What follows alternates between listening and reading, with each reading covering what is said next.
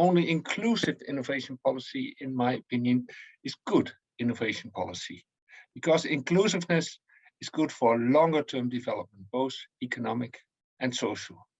Of course, it promotes fairness and equality, but it also broadens the talent base.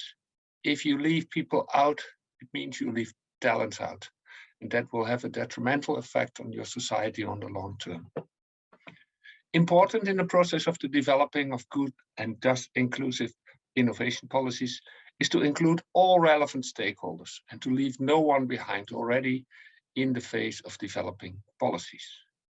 And this is not always easy, because some of the stakeholder groups that you want to include may not have the competences or the means to participate, or they may not have anybody who will express their views. And when it takes a long time to develop these competences, the consideration needs to be made whether to first develop the competences with these groups or to continue with the policy process without the stakeholders from that group, but with them in mind. And of course, then in parallel, make sure that they develop the competences. In Myanmar, where we developed the science and innovation policy just before the coup with a large group of stakeholders on assignment of the Ministry of Science in Myanmar and ESCAP, we were successful in including women in the policy development process and included some of the needs of the rural areas by including agriculture as one of the first sectors to develop a sectoral innovation plan. Inclusive policy development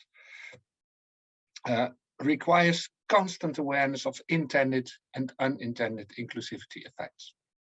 Are specific policy implements needed to mend a lack of inclusivity in certain areas? For example, specific programs to support secondary education of girls, or are some of the instruments proposed having negative effects on inclusiveness?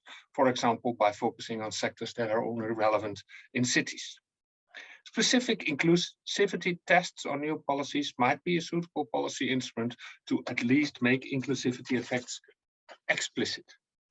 Including inclusivity in monitoring and evaluation of policies will provide the data for continuous improvement. And the best starting point is, as I said already before, in the early phase of policy making. Really map stakeholders who could be affected by the policy, including stakeholders that are not actors yet, but who could become actors in the future, and then involve them in the policy making.